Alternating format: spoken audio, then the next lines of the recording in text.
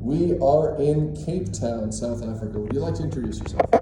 Hello, my name is Daisy Isiaho in Cape Town, but from Nairobi, Kenya. And you are the co-founder, one of three founders of Zuri Health, is that right? Correct. Zuri means good in Swahili? Zuri means good in Swahili, and Zuri is also named after my co-founder's firstborn daughter, Zuri, whom he almost lost at childbirth. So it's more like a father's promise to a daughter, and that's what inspired Zuri Health to be born. So his daughter almost died, around the time of childbirth? Yes, correct.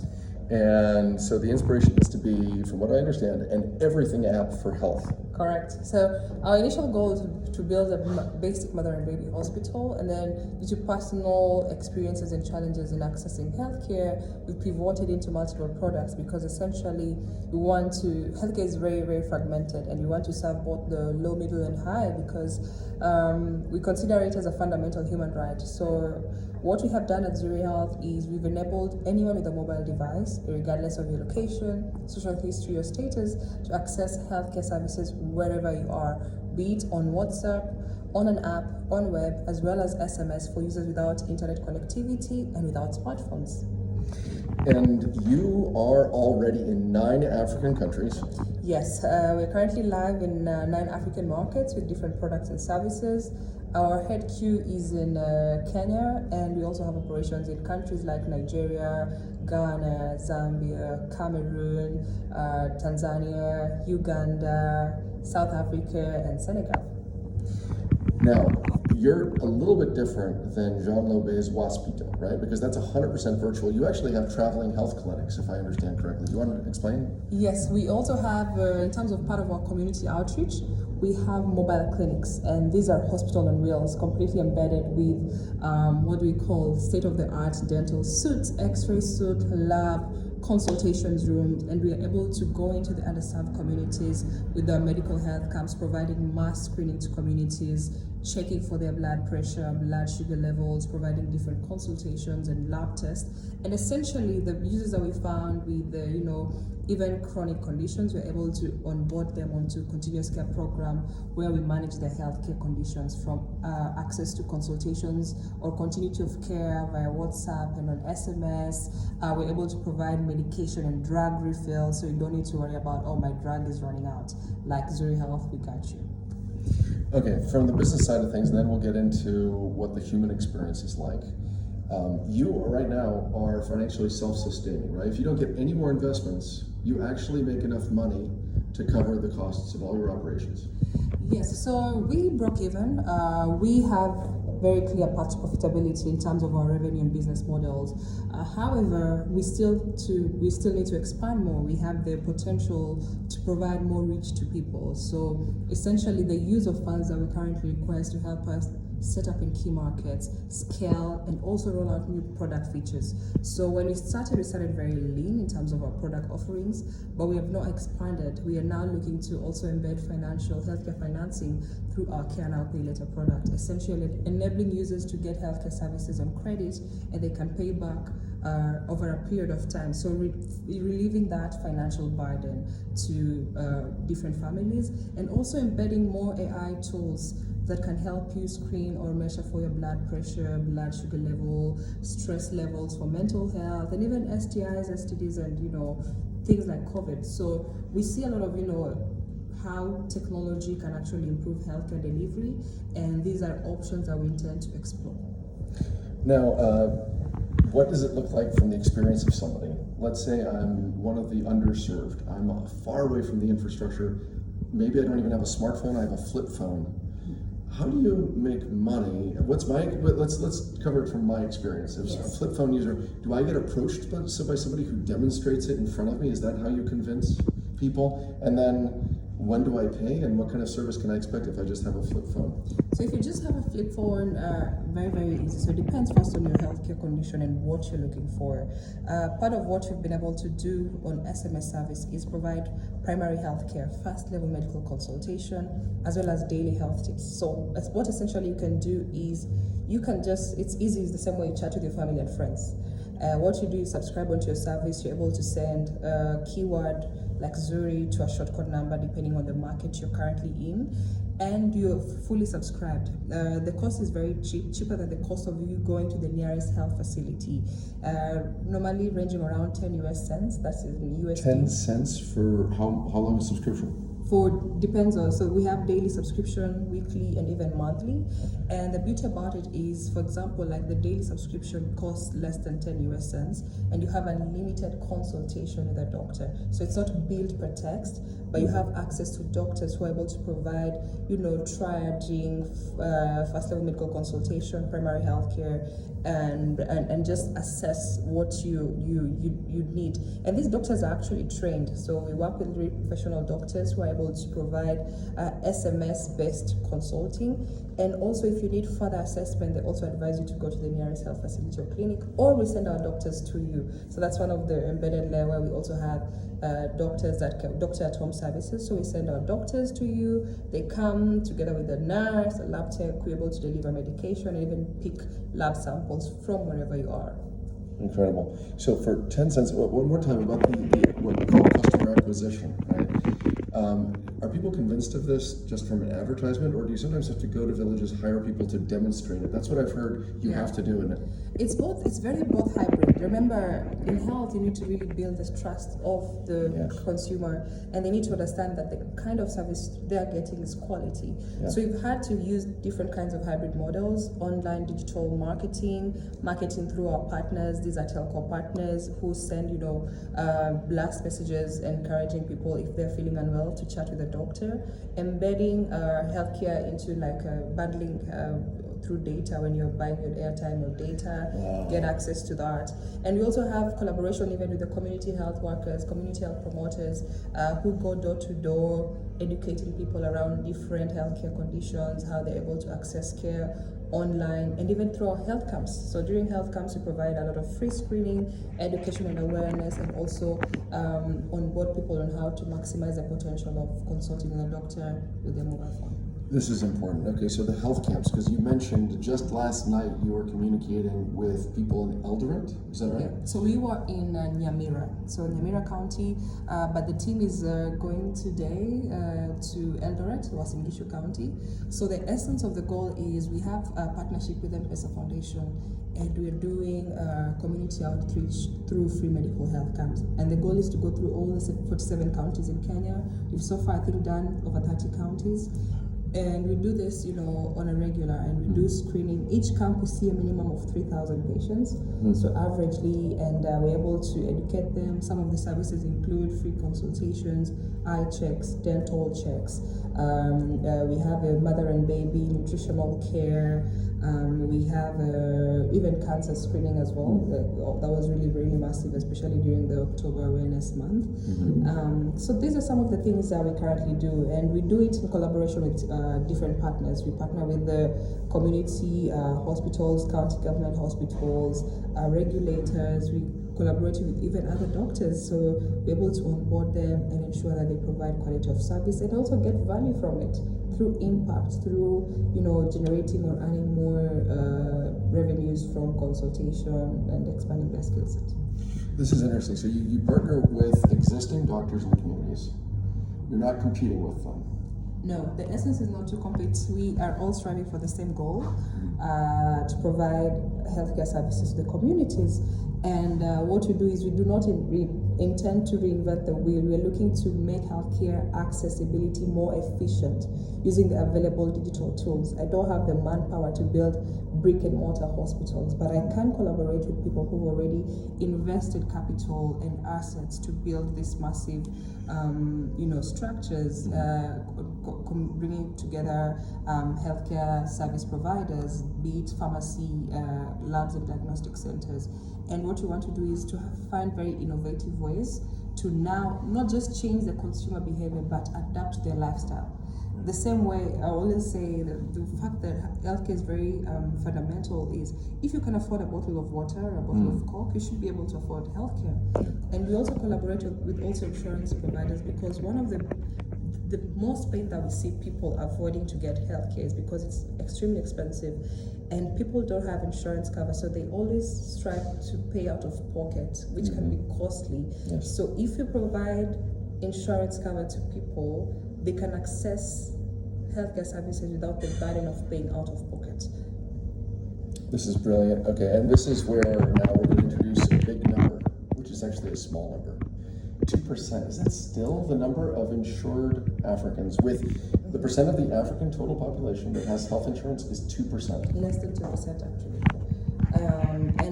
Right now we are also looking at, governments are also taking the initiative to see how can they bridge this gap, how can they onboard more users to get insurance cover. We've seen in markets like Kenya, the government passing bills for the digital health bill because they now see the impact of what digital health has towards, bridging or providing care, and not just curative care, but also preventive care, education and awareness. And not just that, so how can they also onboard more people to get insurance cover? They recently shifted from NHIF to now SHAR and SHIF.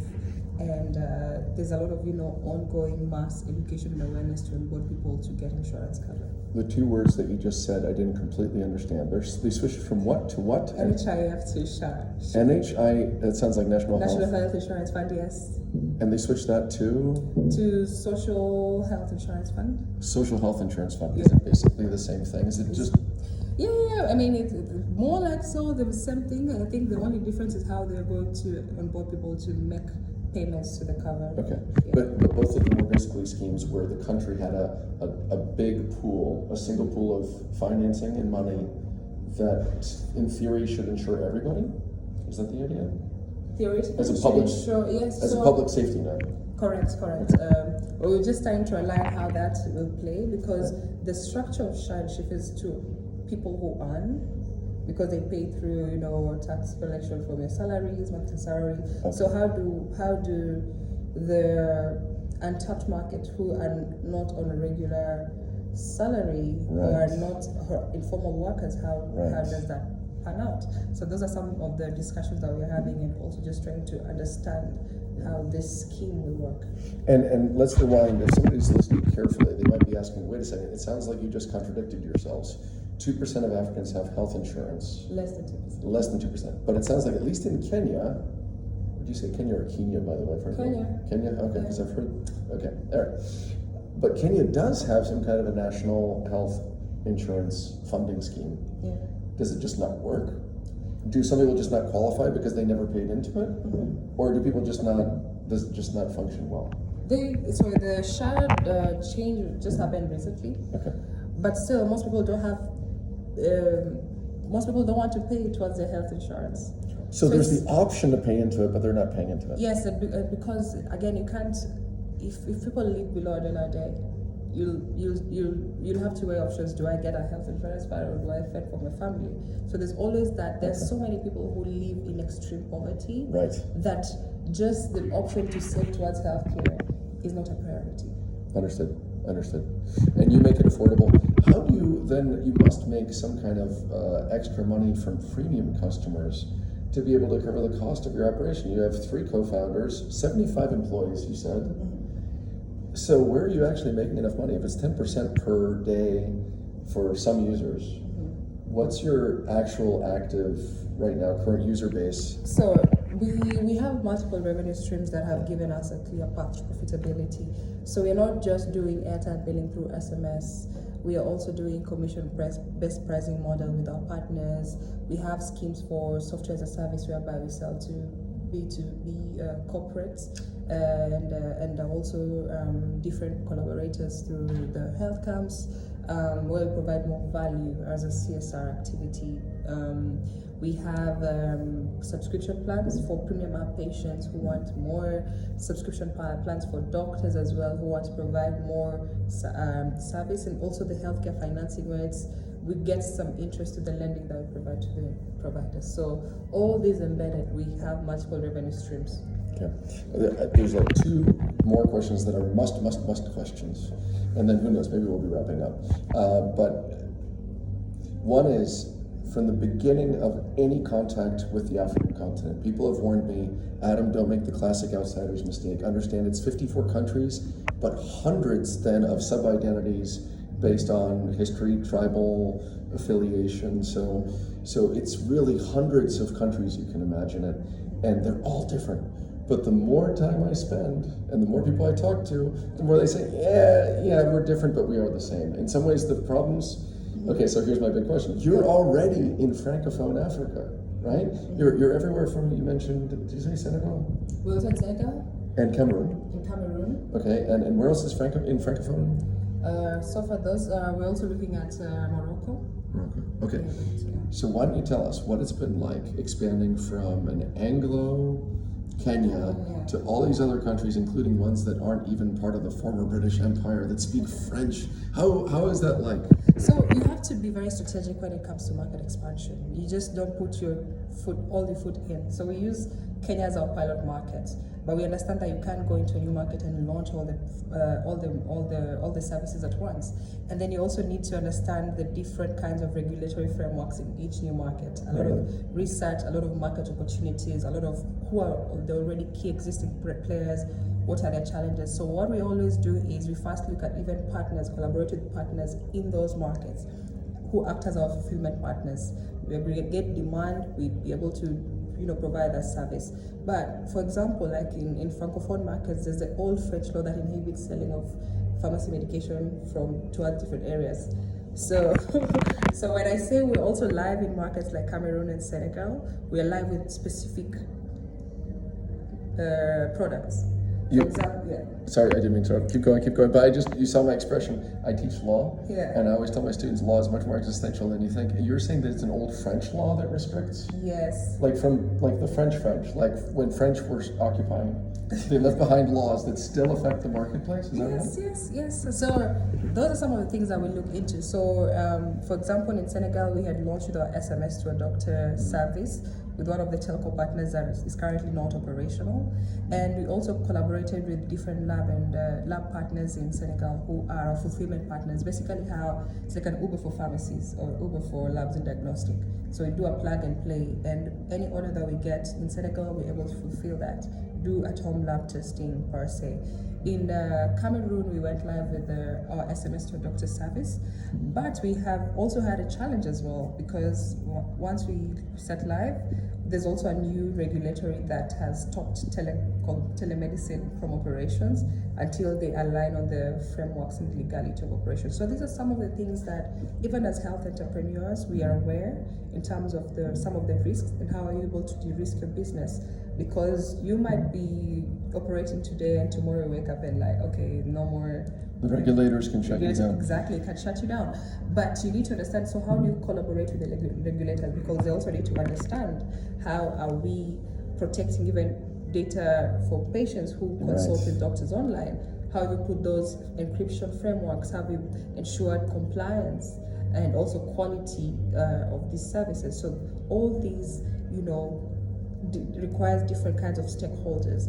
It requires a community, but I also believe that they're also necessary to be able to help us understand and even scale these products effectively. So for that, it's just an opportunity for us to now work hand in hand with even the regulators to put in key policies that will even help future innovators have an easy path to running businesses. So specifically, there is a restriction in some of the Francophone countries that limits, pharmaceutical distribution, correct? Yes, pharmacies from selling to people in a different area or different region. Okay. And you work with regulators, that's important. Speaking of areas that are right now hot and where people are discussing regulation, why don't we talk for a moment about AI and artificial intelligence, because you did mention it, I think yesterday. You also just mentioned data privacy. What are your biggest concerns? Do you think there's a need for more regulation or self-governance? What are your thoughts in general about AI? How are you using it? How do you plan to use it? And what are your fears?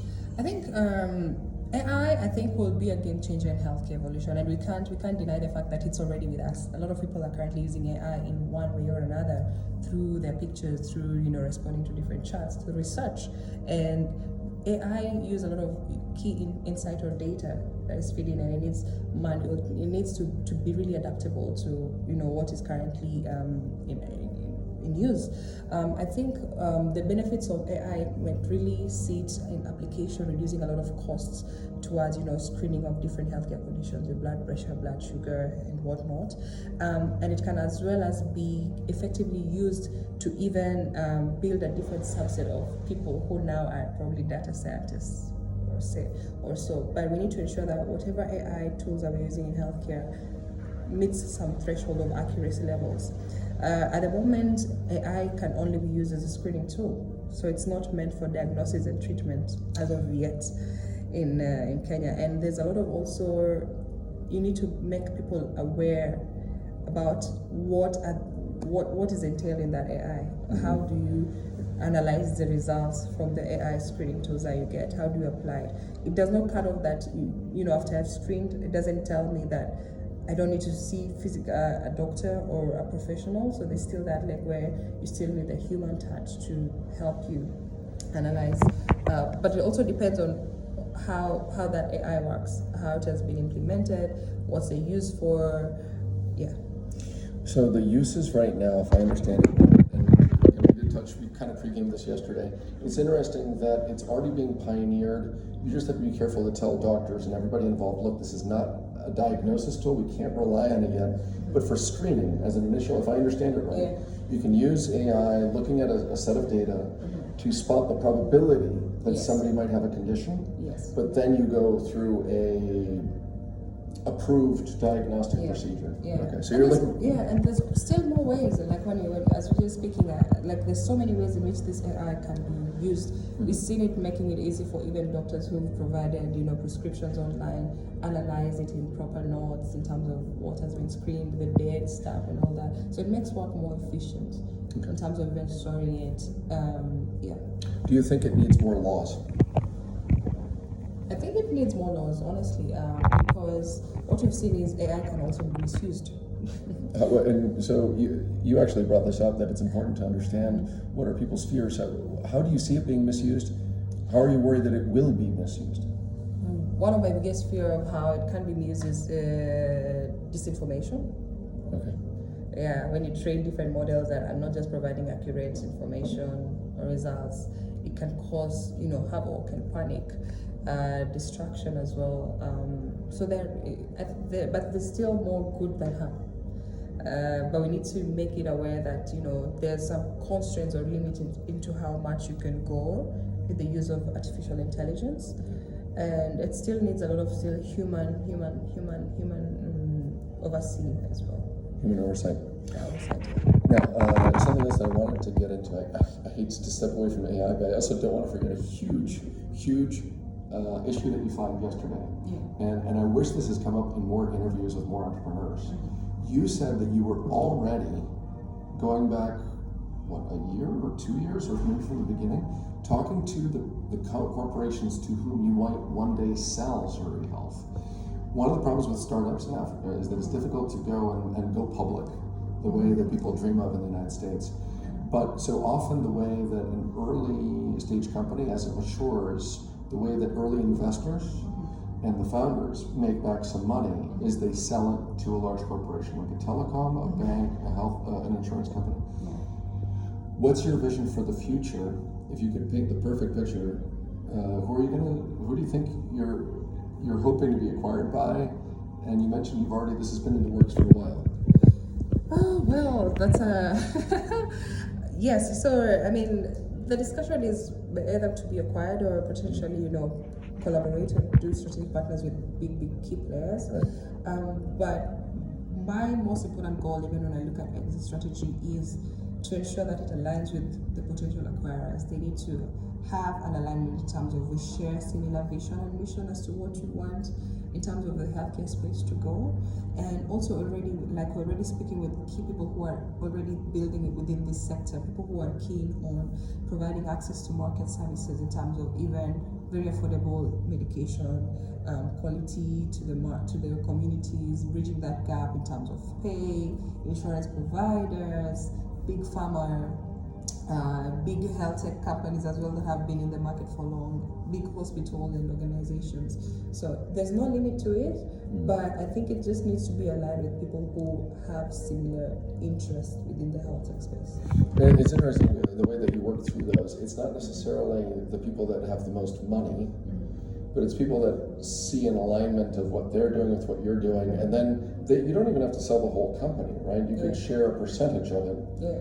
And that way, you would still keep maybe some control, involvement, could still continue to grow. Or we could potentially acquire them. Yeah. Oh, I like the ambition that you're going to get to a scale where you can acquire a company that was existing before yours. Correct. Wow, okay. Did we cover the AI area enough? You mentioned that you mentioned the M-Pesa Foundation. Are some companies helping you purely out of, they have to do ESG reports? Do you feel any corporations are not strategically aligned with you, but are helping you because they help them look good, like a mining or an oil company? Well, I've not had that kind of experience. I mean, it depends on the kind of edit in terms of what collaboration. I think also ESG policies are good as well because they help you be cautious even on the environmental sustainability, which is also crucial as part of what we're doing as Health. We have delivery bikes that are, electric bikes just to be able to save energy. You have electric bikes in Kenya? Yes, we do have and we partner with people who provide electric bikes.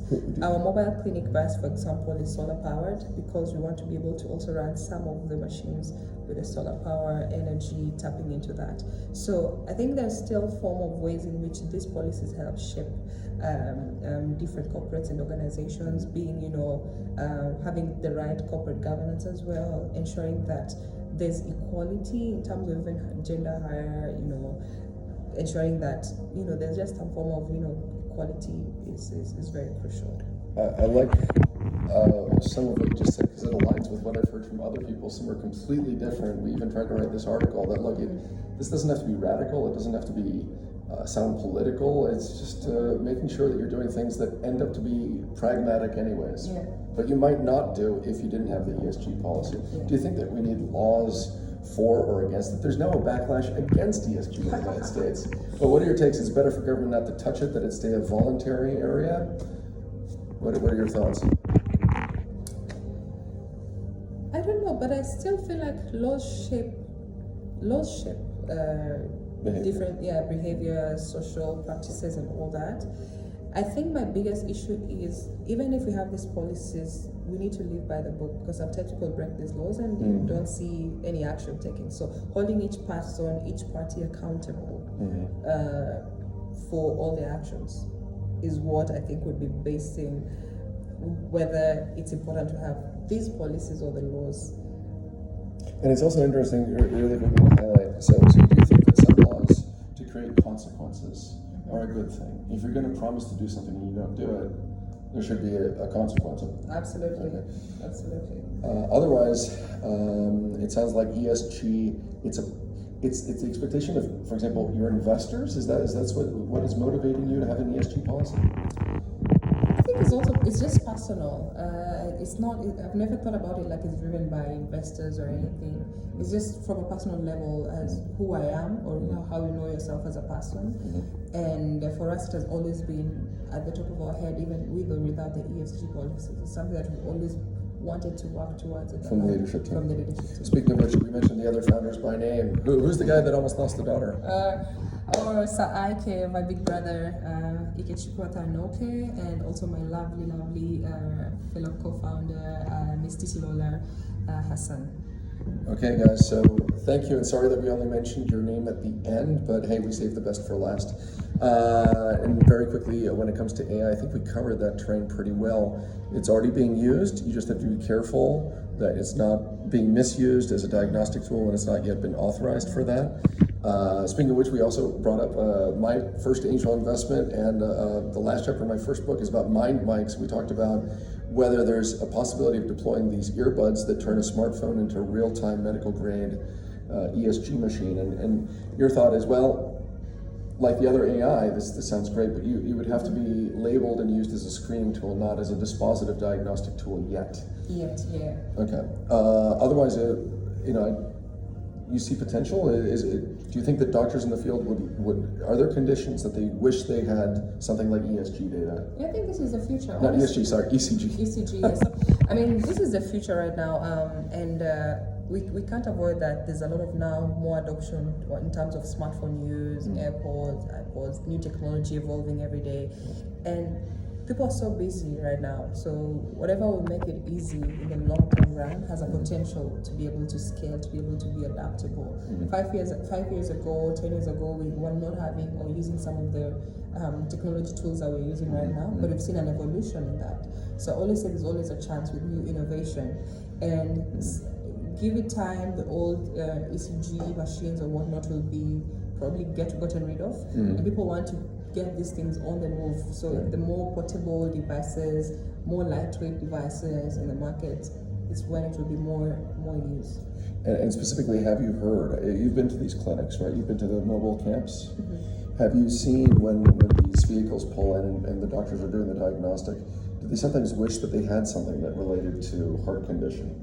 Yes, correct. And a lot of people are suffering a lot of heart conditions, but sometimes it makes it hard because you say, okay, we want to analyze you, but we can't see you, so you have to make a trip to level 5 hospital, national hospital, to get this kind of, services or data analysis.